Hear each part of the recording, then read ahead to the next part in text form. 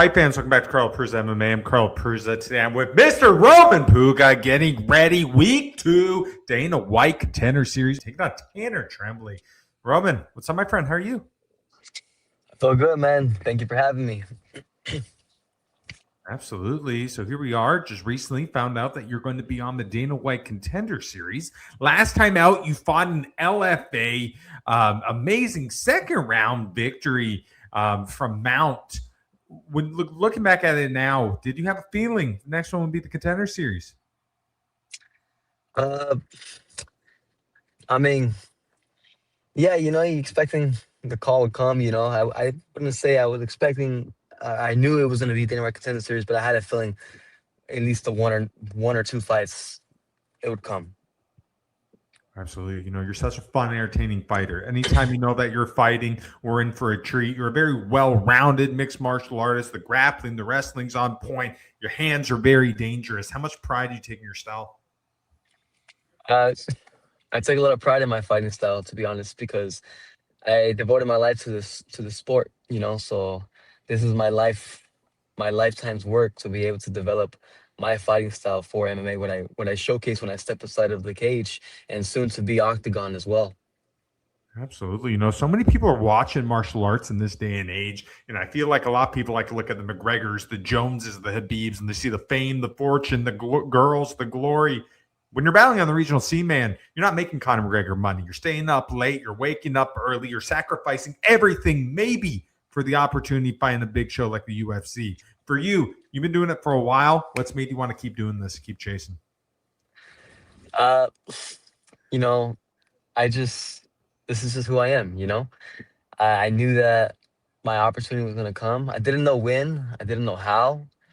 I didn't know it was gonna be this route with Dana White Contender Series, but I just had a gut feeling in my stomach to just keep going that the opportunity is gonna come, and I just kept chipping away, and here we are. You've definitely had a very interesting journey. You started off doing MMA, then got into the world of professional boxing and found yourself back to MMA. What's with the twists and turns? Well, I went to professional boxing because it was hard to get MMA fights on the regional scene. It was hard getting fights. Other fighters wanted to fight me in mixed martial arts, so I went the boxing route, and I was able to get a couple fights there. And then it got a little difficult on the boxing business side, and then I found myself back in MMA, and it was easier to get fights for some reason. And and then it worked itself out that way. Absolutely. So where were you at when you got the phone call that you're going to be fighting on the Dana White Contender Series? I was in the gym. I was training, I was in the gym with my coach Nacho. We were working some kickboxing, and then my manager had reached out to me saying, "Hey, this is an opportunity. This is the fighter that they gave us. Are you interested?" And within 15 minutes, I said yes. I'm like, "Yeah, I'll fight this guy." And it's a big opportunity, so I hopped on it immediately. Absolutely. So you're getting ready, taking on Taner Trembley. Overall, what do you think of him as an opponent? I think Tanner, he's undefeated, right? He's 7-0, all finishes, so he's pretty dangerous. This is a big step up in the competition on paper, and I'm just gonna go out there and do my style. I'm gonna do my thing. I'm gonna go out there and play my game, and make sure I just stay locked in and stay focused, eyes on the prize. They've talked about it so many times in the Contender Series. You can't just go in there and grind out. They want you to go for it. They want guys putting on absolute performances. Every time you compete, you're looking for the finish. You're looking to put on a show. You feel like the Contender Series is designed for a fighter like you? Yeah, more or less. I think Dana White Contender Series is perfect. It allows fighters like myself to go out there and showcase our skill set and showcase how hungry we are to Dana White and the UFC roster, just the UFC fans overall, and it's perfect.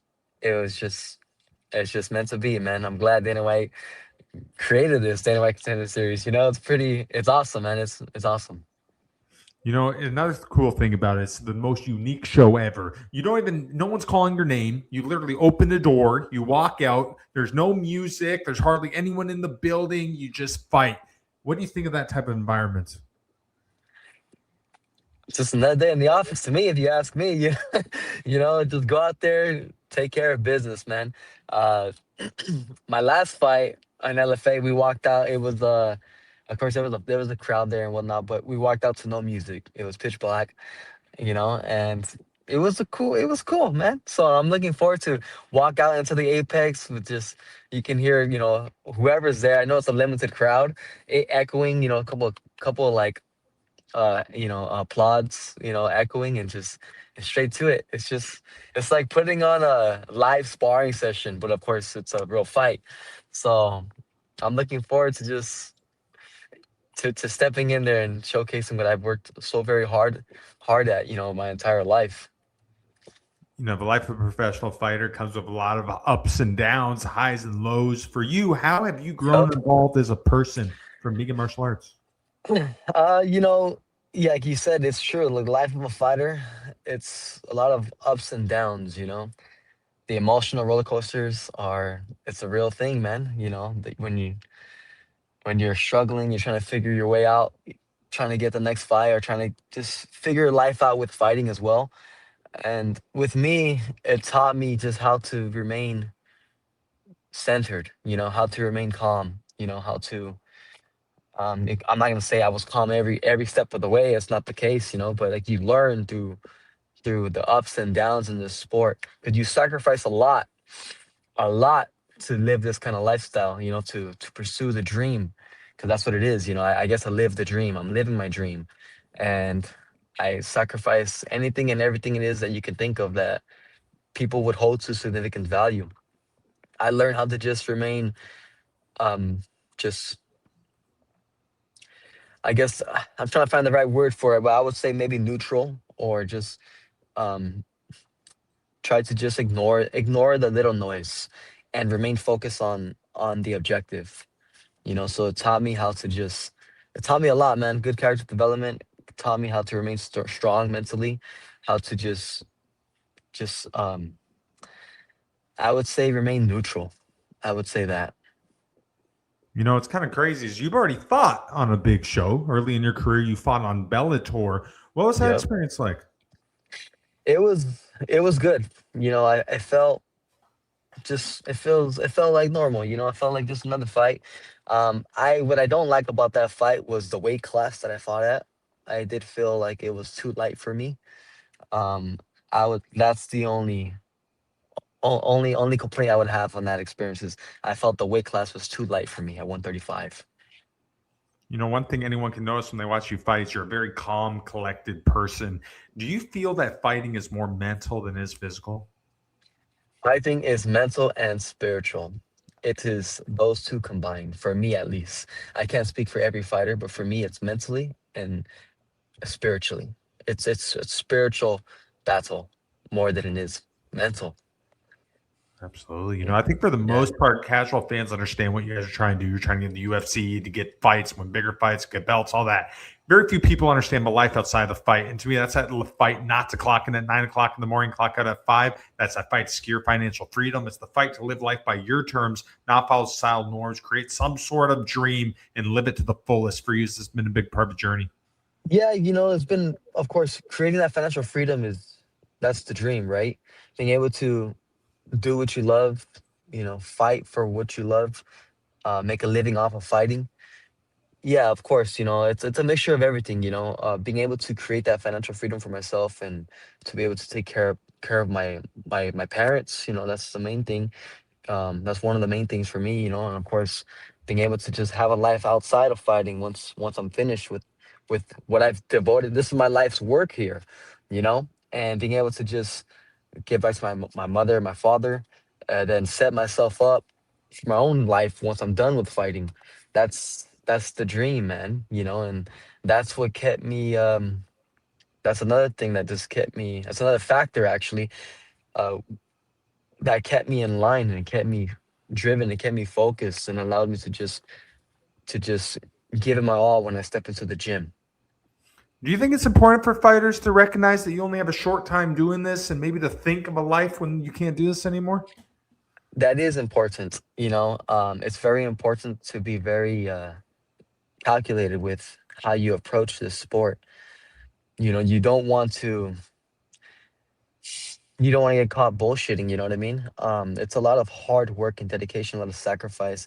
And if you're a hobbyist, so if you're an average Joe training, and just having fun with it, then I understand. But if you're actually thinking of making a career off of this sport, then these are some important things that you have to give up, you know, um, and you have to actually think about is being able to go train. You don't really have a social life. You won't really, I mean, not that you can't, it's possible, right? If you're blessed, you're able to have a wife by your side or a girl by your side like Conor McGregor. That's Everyone's big on that right now because he is the big main star. His wife's been with him from the get-go when he was nothing, right? So good for him. And if you're able to find that, good, but if you're not, then this is going to be a difficult life for you to be able to control your emotions when life is throwing curveballs at you. And it's very challenging. No man is a one-man army. Of course you have if you're blessed, you also have support. You have people who help you out along your journey, sponsors, family, friends, loved ones, whatever it may be. Opportunity like this, does this allow you to reflect and look back at the journey? Absolutely. Absolutely. An opportunity like this, looking back, it allowed me to look especially, it began to settle in when I went to the UFC Apex to take care of some media work for the Dana White Contender Series.